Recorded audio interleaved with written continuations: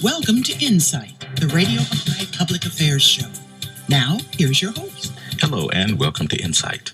I'm Bhakti Larry Hough. When you think of films and filmmaking, you might think of Hollywood, LA, but certainly not Georgetown, South Carolina. But DeShantel Singleton is working to change that.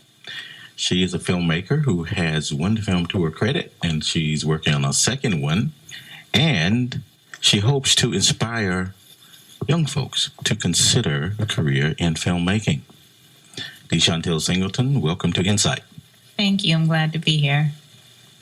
All right, before we talk about filmmaking, just tell us a little bit about yourself, some of the forces and influences that have helped to shape the person you've become to this point in your life. I mean, parents, people in the community, others who might have influenced you, or ideas that might have influenced your path to this point. Okay, well, like you said, I'm from Georgetown, the Plantersville section of the Plantersville community of Georgetown. I graduated from Carvers Bay High School in 2001. It was the first graduating class of Carvers Bay High School. And then I went on to USC, and I graduated from the University of South Carolina in 2005. I didn't waste any time. I got out in 4 years. I was mainly influenced by theater. I started acting when I was in the fourth grade. It just went from there, from fourth grade to doing plays throughout the church. And on high school, I was influenced by my English/drama teacher, Ms. Peterson, and she really influenced me to continue with theater. And then there was my mentor, Ms. Marlowe, who helped me get into the South Carolina Governor's School for the Arts. And of course, like, my mom has always been very, very supportive in allowing me to make my own decisions about what I want to do and not forcing me to study this or to study that. And she saw where my interest was. It was positive, and she supported and continues to support me. So acting, kind of got you into this. Do you still have an interest in that? Yes, theater is my passion. I love it. I respect it. And I will do it until the day I can't do it anymore. I just love it that much. Acting for television or for film is something that I did pursue. And it was okay in the beginning, but I decided that that's just not where my heart was. And so I love the whole media and theater and the movie theater and films and TV. I love watching, but as far as acting on the screen, I would prefer to be behind the scenes. All right, you're listening to Insight, the Radio Baha'i Public Affairs Show. I'm Bhakti Larry Hough, speaking with DeShantel Singleton of the Plantersville area of Georgetown. When did you know that you wanted to be a filmmaker for sure? And was there something in particular that kind of helped you nail that down? That's really hard to pinpoint the exact time when I decided I wanted to be a filmmaker, but it happened when I was living in LA. I lived in LA for 3.5 years, and I went there actually to use working behind the scenes as a means of getting in front of the camera. But in watching how these independent films were being produced and being on the set and seeing how everything came together, I thought to myself, well, first, I went to school to do this. I'm very capable of doing it, especially seeing how they do it. I know I can accomplish it. But the stories that they were telling were not the type of stories that I wanted to be involved with. I felt like I had a voice and I had something to say, and this was the way that I was able to say it because I have the skills to do it. I have the vision, and so that's when I decided no more trying to be a TV star or a movie star. Time to get behind the scenes and tell the stories that need to be told. And what are those stories? Inspiring stories to help the youth in particular, because that's where my passion lies. I started off in school to be a teacher, but it didn't turn out that way. However, that did not dissuade me from continuing to work with the youth. I still had a passion for working with young people, and so I figured that this could be a way for me to do that. And so I make movies to try to educate and elevate our people to aspire to be more than what they may think they can become. All right. Let's talk then a little bit about your first film and how that particular film was used to inspire and elevate. My first film is entitled Before He Fell, and it's about a little boy named Marquise who gets into trouble in school, and there's an underlying issue that gives some insight on why he gets into trouble. He actually is being raised by a single parent, a single mother, and his father is in prison. And so it addresses that issue of young Black men being raised by single Black women. I know there's a big stereotype about it, and that they're all going to end up in prison, and it's ridiculous, because I know plenty of young Black men who were raised by single Black women who are very successful. But I wanted to do a movie about that for a reason, to show that if it happens, there are some things that can be done to help these young boys out, and we don't have to just throw them to the wayside and condemn them to life in prison. There are things that we can do right now to help them. And in the movie, we have sports as one way. I know some people may be against that, but I'm a strong believer that sports can help a child through their issues. And it doesn't have to be a way for a child to, you don't have to try to get into that child's head that, okay, you're going to be a professional football player or whatever, and this is why you're doing this. No, it's a way for them to learn other things, how to be responsible, like that character building, things that they can learn through sports. And so that's one issue that we deal with in the movie. And then my absolute favorite inclusion in the movie is when the little boy's grandmother actually sits him down and talks to him about a young boy who was the youngest boy to be electrocuted by the state of South Carolina. His name is, I believe, George Stinley. I found out about that story. I was like, oh man, I got to include this in there because I can't believe it. I know other people are not going to believe this, but I'm going to put this in here somehow and work this in here. But his grandmother sits him down and talks to him about how this young boy didn't do anything. He was wrongly accused of a crime, and he was taken out of his parents' house. He was put on trial at the age of 14, and he was executed. The grandmother compares that little boy to Marquise, her grandson, and tells him, listen, you have all of these opportunities here before you, and yet you're acting like a fool in school. And look at what could have happened to you back in the day, things that happened to little Black boys back in the day, and you're acting like this now. You need to straighten up your act and do better because you have no excuse. Interesting. So what happened to Marquise? You'll have to go on YouTube and find out. I thought you would give us a little insight. Okay, so where can the movie be seen then? You can watch the entire movie on my YouTube channel, and it's www.youtube.com/Ascending Media Movies. Or you can just Google Ascending Media and go to my website. I mean, there are lots of ways that you can find out where this movie is online, but it's on my YouTube channel at Ascending Media Movies. Okay. You're listening to Insight, the Radio Baha'i Public Affairs show. I'm Bhakti with DeChantel Singleton, local filmmaker. Tell us about the process of getting a film out there. I mean, once it's made, how do you get it before people so that they can see it? As an independent filmmaker, your best bet is to enter into film festivals. That's what I did with the last project, and that's what I'm doing with this project.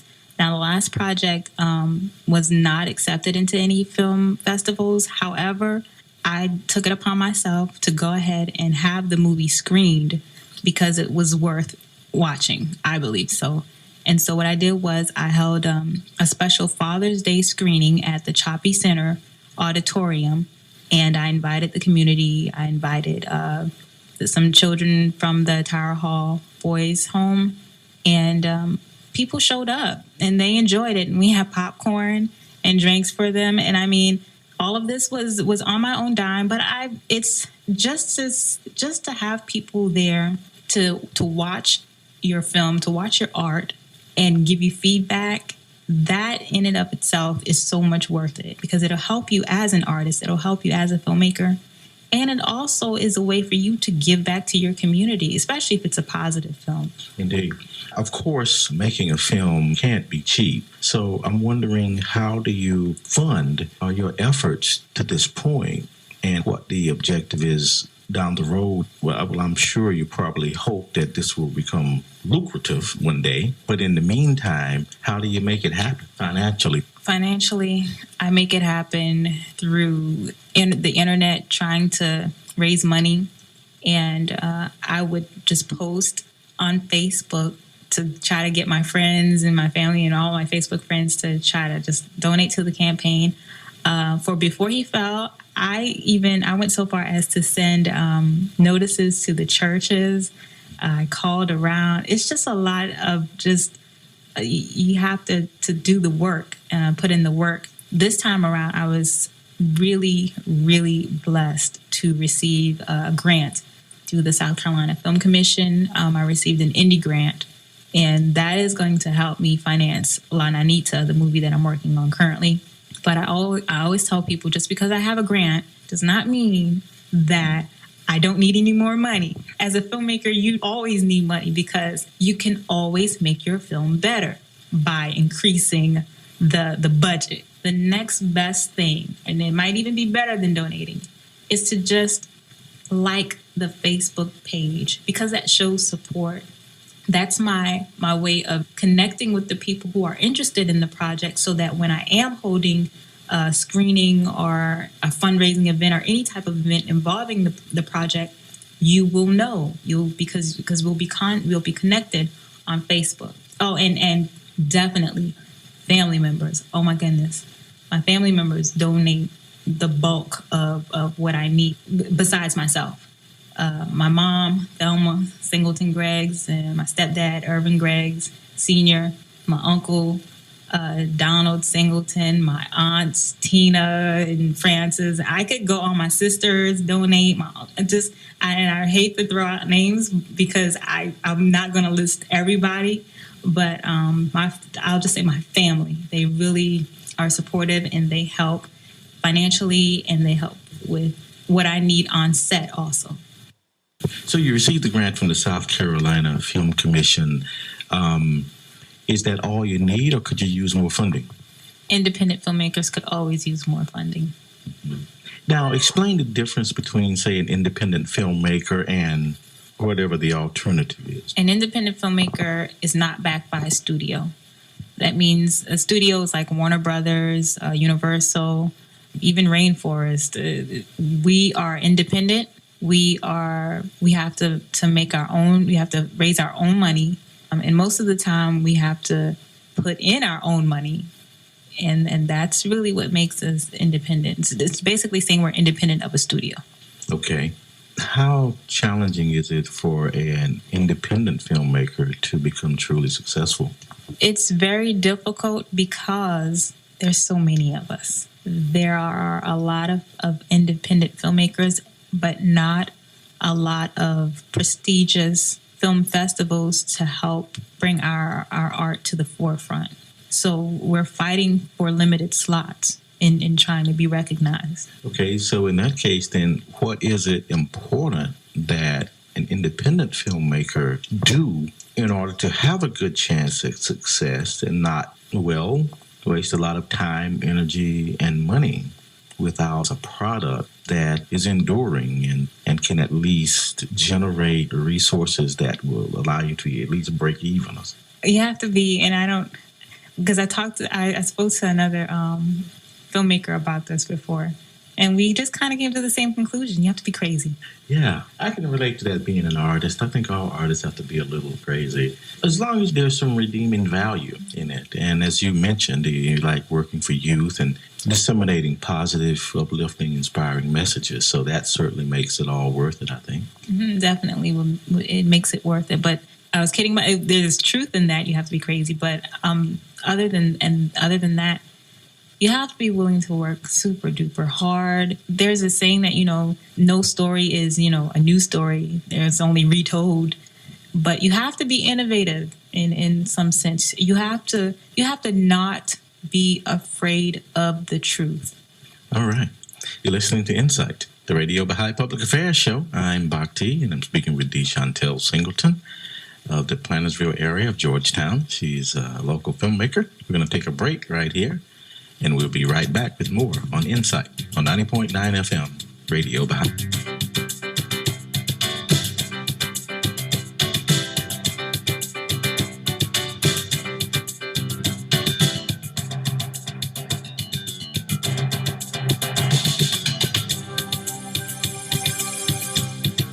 And we're back on Insight with DeChantel Singleton. She's a local filmmaker. In addition to expressing herself and what she feels and how she views the world, she's also hoping to inspire young folks who might consider what might be considered non-traditional careers for persons in this particular area.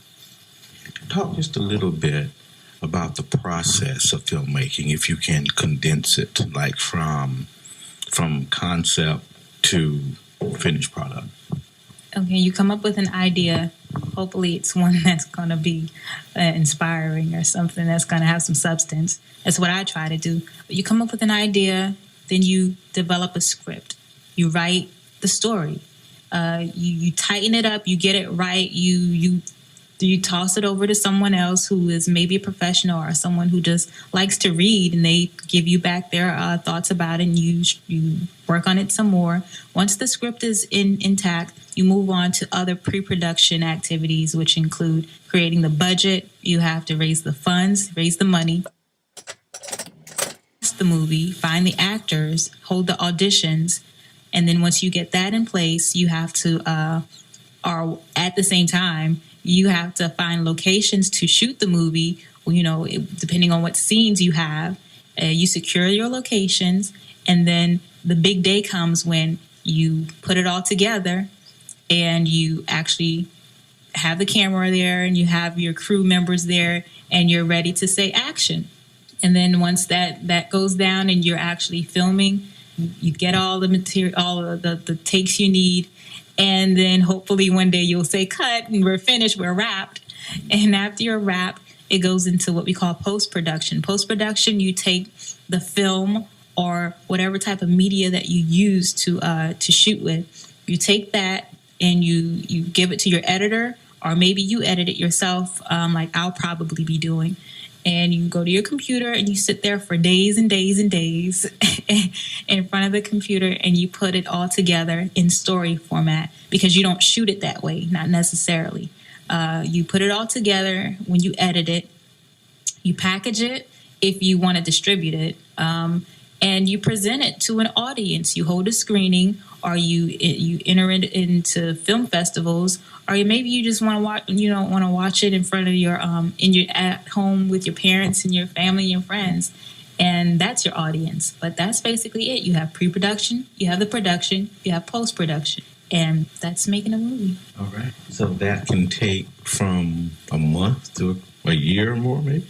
It really depends on the budget, and it depends on the experience of the filmmaker. Hollywood films, oh man. See, they have huge budgets, so they can go for months and months at a time, sometimes even years. It depends on if there's some kind of lag in funding. But I learned, actually, from watching a documentary about Nollywood. Nollywood is the Nigerians' version of Hollywood. And the way that they shoot is the way I appreciate it. It's called guerrilla style. They don't waste time because they have no money to waste. It's like we have to get it. We have to get the shot. We have to do it. And we have to do it by any means necessary, basically. And so I learned from them. And I also learned from Hollywood, too, because, I mean, you still want to maintain the quality of your film. The one that I'm shooting in September, we're going to shoot over a 2-day period. I started pre-production the bulk of pre-production about a month ago, but I actually had to write the script back in March of this year or so because I was, of course, submitting it for a grant. So that's why. But it could take anywhere from a month to, hey, sometimes they have these film festivals that require filmmakers to come up with everything within 48 hours. Yeah, that's the real time crunchers. But it's a festival and it's fun. But you can make a movie in a day. I actually made a movie with the kids who were in the Plantersville Summer Academy this past summer. It's a summer enrichment program that the Village Group actually puts together, and I volunteered there. And while I was there, I was like, let me try to put some of this filmmaking skill I have to use here, because it could be kind of fun for the students, and maybe let's just see what we can do with this. And so I got together with one of the directors, Ms. Queen Funny, and she gave me permission to make this movie with the children at the academy. And so what happened was they had a crash course in how to make a movie, and the students they wrote the script. They directed it. The only thing that I did was I helped to oversee the project to make sure everything was, running smoothly. And I operated the camera, of course. And I edited the movie for them.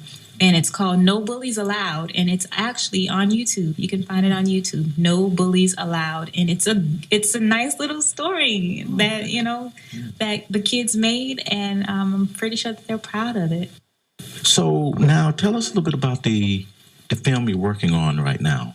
The film I'm working on now it's called La Nanita, and it's about a defense attorney whose good intentions are challenged because of something that happens between himself and the woman who he's defending, who's on trial for the murder of her child. It's kind of, I'm trying to add a bit of suspense, which is something that I have worked with suspense before, but not in this way. And there's a really good turning point. I love including like these turning points, these unexpected turning points in my films. And so, yeah, it follows this defense attorney, and we're going to see just why he's decided to take this woman's case.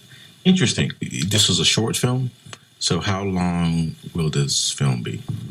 This film has to be 10 minutes or under because of the grant stipulations. How long was the first one? The first one was close to 19 minutes. Okay. In the waning minutes, tell us what your goals and objectives are, for yourself and for Ascending Media Productions, and how you hope all of this, the films, your goals, your objectives, what you do will positively influence the community and youth. My goals for myself and for my company is exactly what the company says: ascend, go up, higher, elevate. We want to create, elevate, educate, not just our young people, but just anyone who's willing to be open to our art. That's basically what I'm trying to do with all of this, and to make a career out of it. Definitely, that would be awesome. I'll always do it. I'll always be a filmmaker. It's in me. Even if I just make a 5-minute short here and there, it's always with me. But to ultimately be a filmmaker and to be on the level of the greats, and when I say greats, I'm talking about the people I admire in the filmmaking world, and that's Spike Lee and a few others. But he's like at the top because his style of filmmaking, it's so true and natural. He's one of the people who I really aspire to have my work be compared to.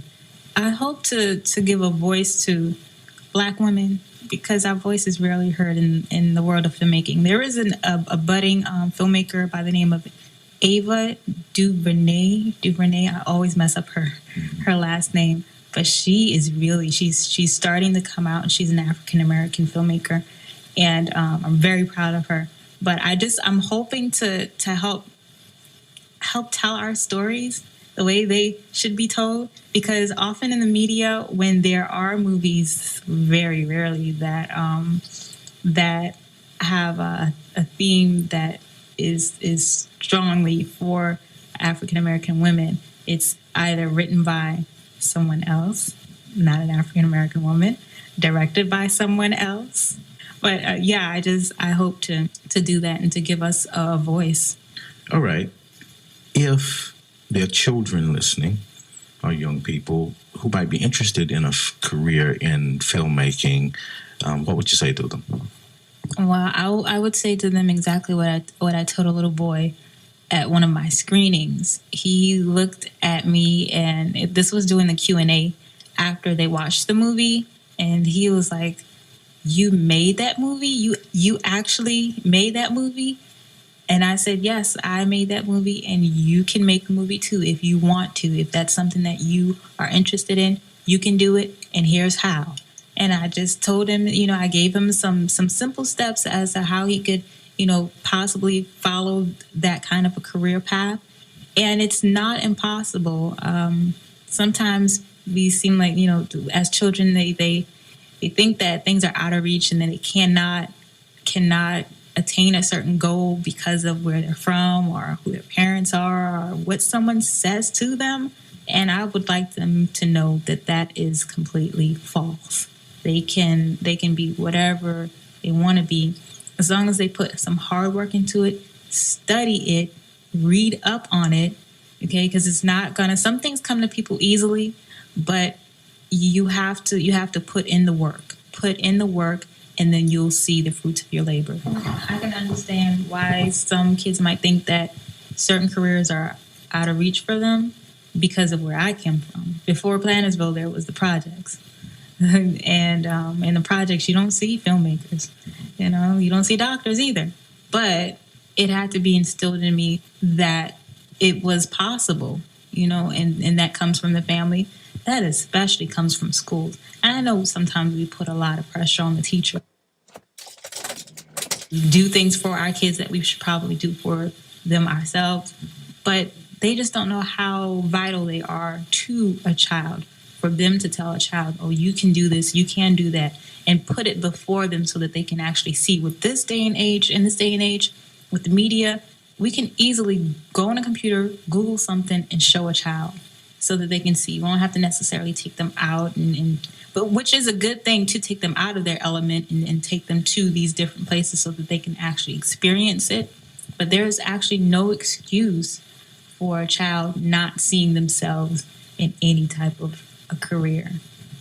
Okay, finally, Chantel, if persons are interested in learning more about you or your company, your films, how can they contact you, or where should they go to for that information? You can go to my website for every bit of contact info for me and my company, and that's www.ascendingmediaproductions.com.